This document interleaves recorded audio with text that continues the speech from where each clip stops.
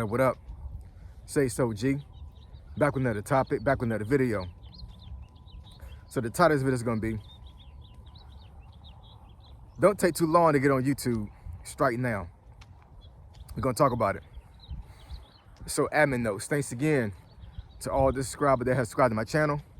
I endeavor to keep pushing videos out to give you leverage, debate yourselves. Also, if you want a channel shout out or a channel review, just email me.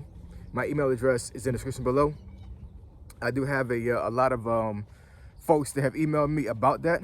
So if you haven't had your channel review done yet, or the shout out, just give me some time.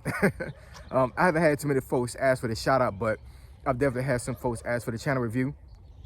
So those takes a while, maybe like about a day or so, because I have to really watch your channel. Take about 4 or 5 videos if you have them, and then analyze them, you know, write some notes down, and then get my own spiel as far as what I think about your channel. So give me some time, those are definitely coming. And also my Buy Me a Coffee link is in the description. So if you want to give a donation based on the channel review, feel free to do so. So let's get into it.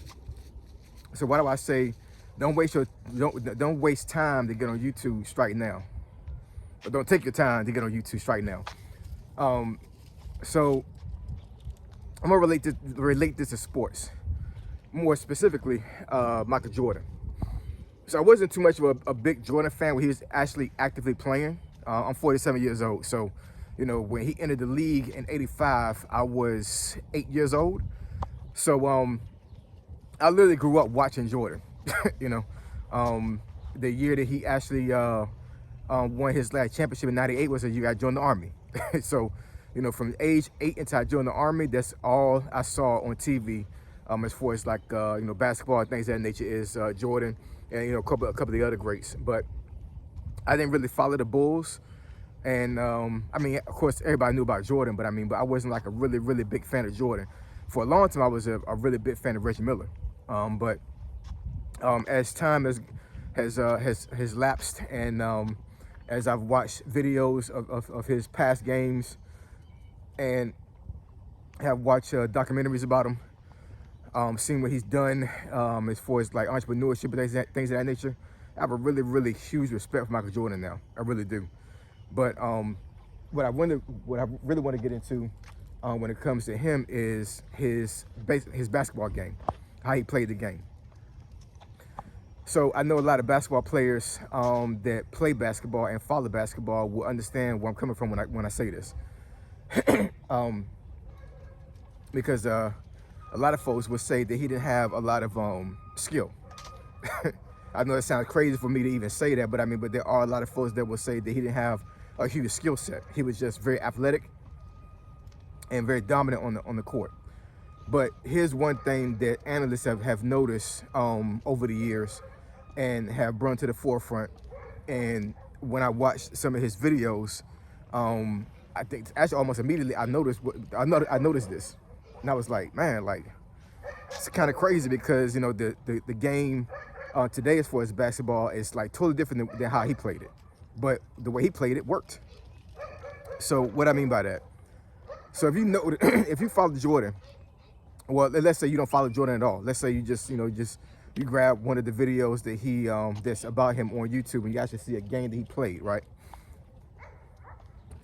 And watch that game, I would say, for maybe like the first quarter, or whatever quarter he's playing, and just watch him play. If you notice, he doesn't take no more than 3 or 4 dribbles before he either shoots the ball or passes it. Now, in today's game, you'll see folks going through the legs, going behind their back. Some folks would take 15 to 20 dribbles before they actually pass it off or shoot the ball. Consistently, throughout almost his whole career, you will see Jordan grab the ball, take 2 or 3 dribbles. By the time that 3rd dribble hit, he's either picking the ball up and shooting it or passing it. Or he may take a 4th one to get himself in the lane. But he doesn't take no more than 3 to 4 dribbles the whole time. And it sounds absolutely crazy because anybody that knows about basketball and have not watched Jordan, you would think like that he must have had like a huge handle game. When he first entered the league, he really didn't have handles like that. He actually, I forget who taught him how to get his handles up, but over the years he got his handles up. But Two or three dribbles, maybe 4 at the most, folks, and that's it. And he shot the ball, or he passed it off. And then if he didn't have a lane to get into, he'll pass it, and then somebody will pass it right back to him. He may take another dribble, maybe 1 or 2 more, and then he's shooting it. So to me, that's telling me is that he didn't waste any time as far as like getting that ball off, right? Because I guess his mind is like, you know, I can't mess around and wait for the opportunity to present itself. I'm going to take 2 or 3 dribbles, analyze the situation. If I can't shoot it, I'm gonna dish it off. And if I get free again, I'm gonna answer the ball back and I'm gonna shoot the ball. I'm not wasting no time to make this basket. That's one of the reasons why I think that he was able to score so many points doing games, you know, scoring 30 points, 40 points, 50 points. He's not wasting any time. I promise you, I can watch some basketball players right now that have like really good handles, and they may have that ball for almost 15 to 20 seconds just dribbling all over the court. They may dribble inside the paint, then dribble outside of the paint, and then still dish the ball off. Jordan, 2 or 3 dribbles, maybe 4 at the most, and he's shooting the ball. So why'd I bring that up? I bring that up because I think a lot of y'all are wasting a whole lot of time thinking about getting on YouTube and not striking, not shooting that ball. You know what I'm saying? That's what I really think, you know what I'm saying? And your dribbling could be, you know, your first dribble could be to get a camera if you don't want to use your phone. Second dribble could be if you want to write a script for yourself, you know what I'm saying? If you feel like that you cannot freestyle a video like I'm doing right now, and you can't get your thoughts together, write a script, you know? First dribble actually could be, you know, actually thinking about a topic or a niche you want to have, you know what I'm saying? But for every dribble you take before you get on YouTube, that should be how you plan your video or how you're going to approach YouTube out. And then the striking, the shooting the ball is actually picking up your camera on your phone and start recording. Why are we wasting time thinking it's going to be like a perfect time for you to get on YouTube? It's never going to be a perfect time, man. You know what I'm saying? It's never. The first video that I ever made on YouTube as far as being a content creator, it was random as hell. It really was, you know what I'm saying? I had a thought process for like what I wanted to do months before, but that actual day that I actually made that very first video after I worked out, that was literally random. Matter of fact, I hadn't even made the channel yet. I hadn't even created the actual YouTube channel yet. I just made that video and I said, you know what, I'm gonna make the channel and I'm gonna post this video on my channel.